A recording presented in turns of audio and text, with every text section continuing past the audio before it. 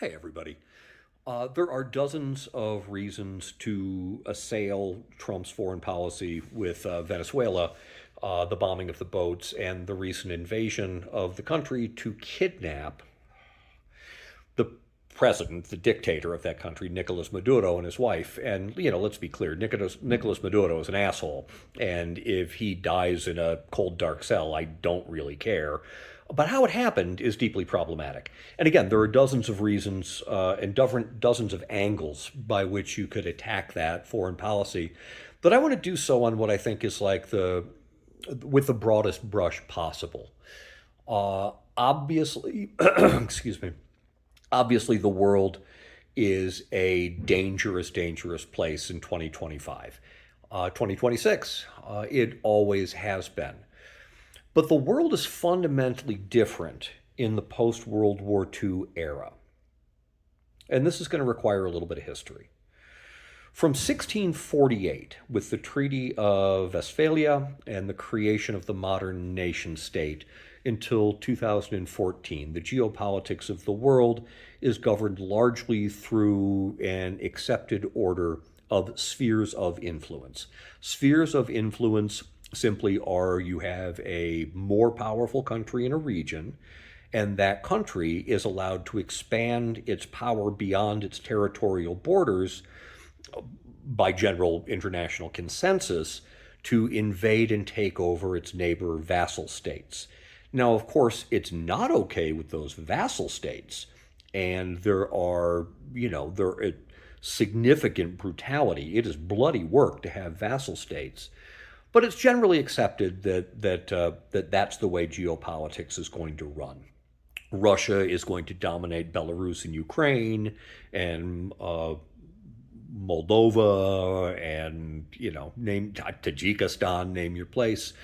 France and England have their African colonies, and so that's sort of the general architecture of global power from the Treaty of Westphalia until 1914 and the beginning of World War One, when the most cataclysmic way, this creation of a global order based on spheres of influences ends up with a major collision in the Balkans. Specifically, it was the Austro-Hungarian Empire, the Russian Empire, and Germany, the newly unified Germany under Bismarck it wasn't under Bismarck then, but after he unified all of the principalities of Germany. A lot of history there. Anyway, the spheres of influence of those three dominant nations collide in Sarajevo, in the Balkans, and it leads to a global calamity that costs tens of millions of lives.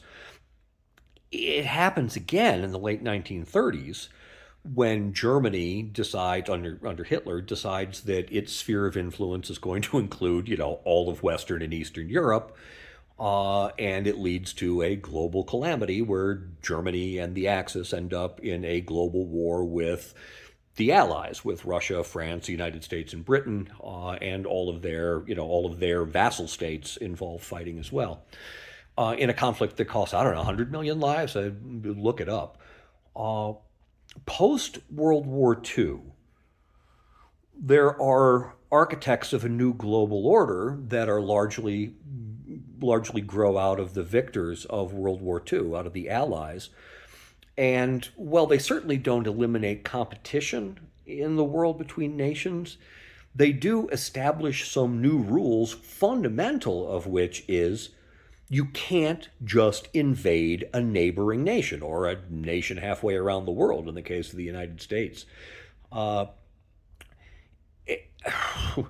if that breaks down, if that general post-World War II agreement breaks down, Katie, bar the fucking door.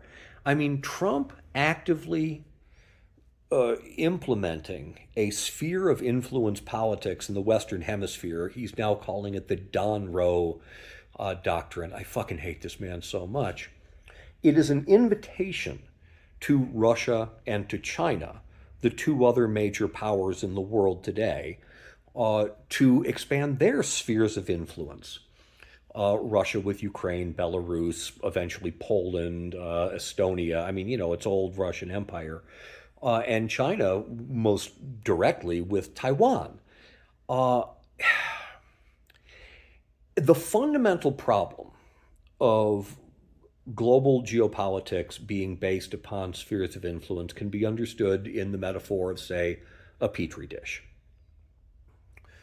Imagine you have a petri dish. That petri dish is the world. Place three powerful bacterial agents in different parts of that petri dish and let them start to feed and grow. They will grow for a while without major conflict because they will just be gobbling up the smaller powers in their region. But eventually, those powers come into conflict. And when the great powers come into conflict, 1914, late 1930s, we can end up with global calamity. The architects of the post-World War II order understood this. They didn't create a perfect world, and God knows the United States did not behave well in that world. Ask the Iranians in 1953, ask the Guatemalans in the early 1950s.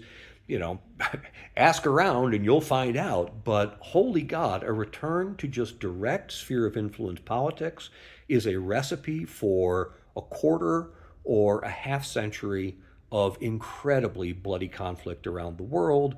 But of course, Donald Trump doesn't give a furry rat's ass about that, and we all can presume why. One, Epstein files, he doesn't want to talk about it. And two, some oil execs who want that heavy crude that is in Venezuela in unimaginable quantities. They want access to that, and so they probably dumped $1 billion into Trump's personal funds. Crypto works that way. So anyway, again, there are dozens of ways to assail this boneheaded policy that Trump is pursuing. But just on the very, very basic nature of the way that the globe and the nations of the world need to interact with one another without major global conflict is being undermined by a man with the attention span of a fucking gnat. Who's falling asleep at press conferences and who can't die soon enough, as far as I'm concerned, by natural causes. I want the hamburgers to get him, all of you filters and censors out there. I'm not suggesting an individual acts, but holy God, maybe God can do the work. Anyway, love to y'all. We're in an incredibly dangerous time, and always fuck the fascists. Fuck Nicolas Maduro too, because he's kind of a fascist as well, but fuck Donald Trump most of all. We are moving into a very, very dangerous place. Be safe out there. Love you and talk soon.